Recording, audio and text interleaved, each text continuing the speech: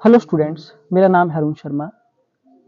आप सभी का अरुण कोचिंग क्लासेस में बहुत बहुत स्वागत है। बच्चों, मैं आपको करवा रहा हूँ chapter number 1 class +2 commerce accounts का, जिसका नाम है accounting for partnership firm and fundamental. बच्चों, आज मैं आपको इसका एक और टॉपिक करवाऊंगा, ठीक है। और वो टॉपिक बहुत ही ज़्यादा इंपॉर्टेंट है, जिसका नाम है, देखिए मैं आपको नाम बता देता हूँ, नाम है managers commission and other adjustments. तो बच्चों, ये बहुत ज़्यादा ज़रूरी है, मैं आपको बता देता हूँ। यहाँ से जो है इस एडजस्टमेंट का क्वेश्चन आपको आता ही आता है, ठीक है, पेपर में। ओके, तो इस वीडियो को शुरू करने से पहले, इस लेक्चर को स्टार्ट करने से पहले रिक्वेस्ट बस इतनी सी है कि प्लीज़ चैनल को सब्सक्राइब जरूर करना, बेल आइकन को प्रेस करना, वीडियो को लाइक करना, शेयर करना। बच्चों, कमेंट करना ना भूलना, मेरी आपसे रिक्वेस्ट है ना, कि प्लीज़ मेरे चैनल को सब्सक्राइब जरूर करें। Sometimes some adjustments are given with appropriation of net profit, such as manager's commission, provisions for doubtful debt, provisions for depreciation, etc. ठीक है बच्चों, ये जितनी भी आइटम बच्चों यहाँ पे लिखी गई हैं, मैं आपको बता देता हूँ, ये सारी आइटमें जो है वो कहाँ पे आएंगी? ये आएंगी प्रॉफिट एंड लॉस अकाउंट में। ये प्रॉफिट एंड लॉस अकाउंट में आएगी बच्चों। और ये चार्ज अगेंस्ट प्रॉफिट होता है बच्चों, चार्ज अगेंस्ट प्रॉफिट इसको बोला जाता है। ये मैंने आपको बताया था शुरुआत में।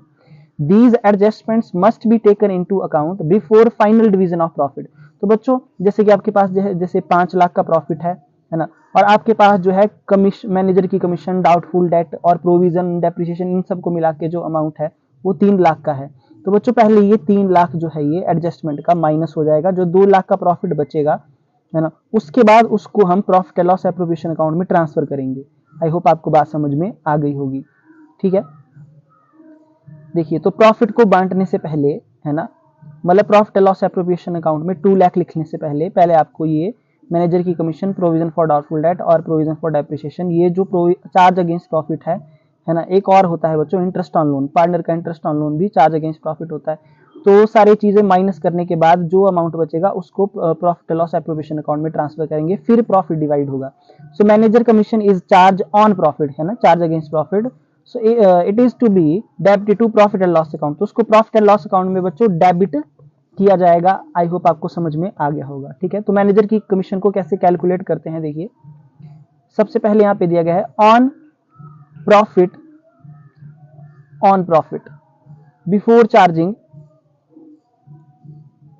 On profit before charging such commission. देखिए, अगर आपके पास क्वेश्चन में इस तरीके से लिखा गया है कि on profit before charging commission, तो क्या होगा formula? Net profit multiply by rate upon rate of commission divided by 100।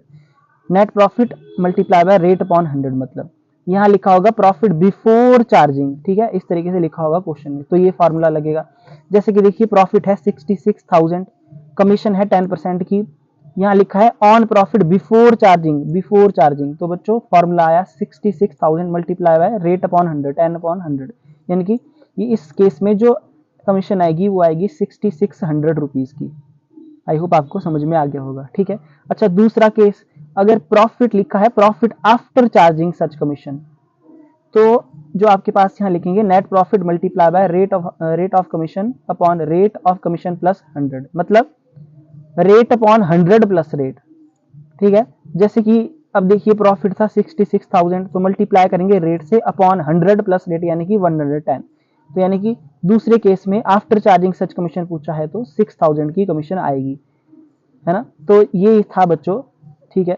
ये 2 फॉर्मूले लगेंगे मैनेजर कमीशन को कैलकुलेट करने के लिए। और देखिए, क्वेश्चन में साफ लिखा होता है कि बिफोर चार्जिंग है या आफ्टर चार्जिंग है ना। तो इस वीडियो को बार बार देखिए, है ना, अच्छे तरीके से जो है इस बात को समझ जाइए आप। ये बहुत ही ज़्यादा इंपॉर्टेंट है, कुछ एक्स्ट्रा इंपॉर्टेंट है बच्चों ये। तो आज का लेक्चर मैं यहीं जो है खत्म करता हूँ। बस मेरी रिक्वेस्ट आपसे इतनी सी है कि प्लीज़ चैनल को सब्सक्राइब जरूर करना, बेल आइकन को प्रेस करना, वीडियो को लाइक करना, शेयर करना, कमेंट करना ना भूलना बच्चों। Thank you so much.